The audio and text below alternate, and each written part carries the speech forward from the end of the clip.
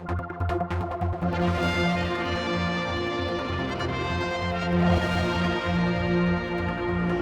at the Courthouse for the launch of a brand new charity called Bridge the Gap. Stuart Lambie, you're involved with this. Can you tell me a bit about it?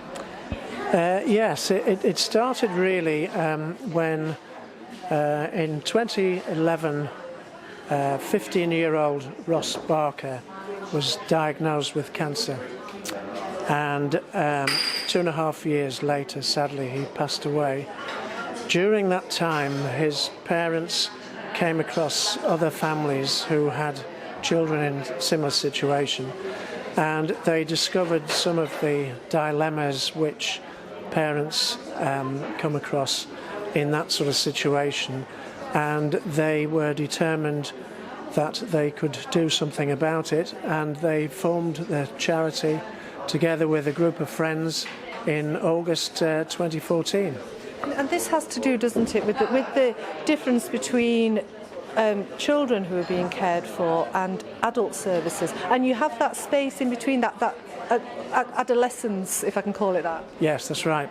Those children who are under 16 are treated by children's services in the children's ward, and then after 16, in the normal run of things, they will then be treated in an adult ward. So potentially one day you are a child and the next day you're an adult, and what we're trying to do is form some sort of transition process which helps children or young people who have particularly have chronic, complex or life-threatening illnesses.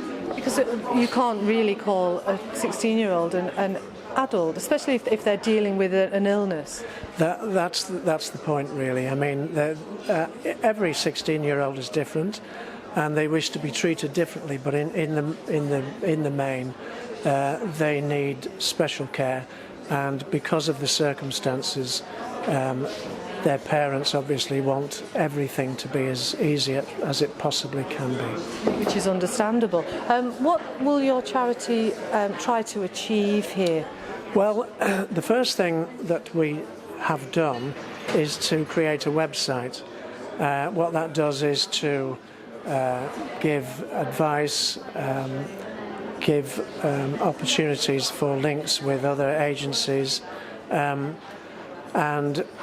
then the other thing that we've done and intend to do in the future is to utilise youth workers who will be able to work in the hospital on a one-to-one basis with the patients.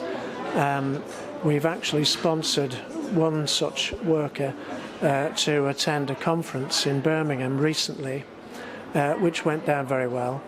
And in future, what we would like to do is to actually fund the salary of a hospital youth worker, which we have found is crucial for the success of this transition.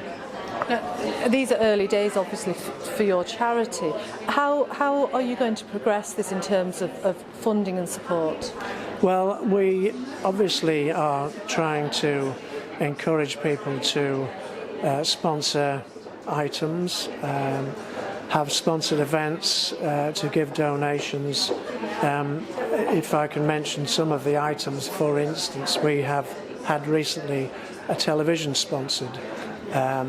We have items like CD players, arts and crafts items, which we're hoping can be used in an area of the hospital, perhaps a room or at least a bay where young people can go.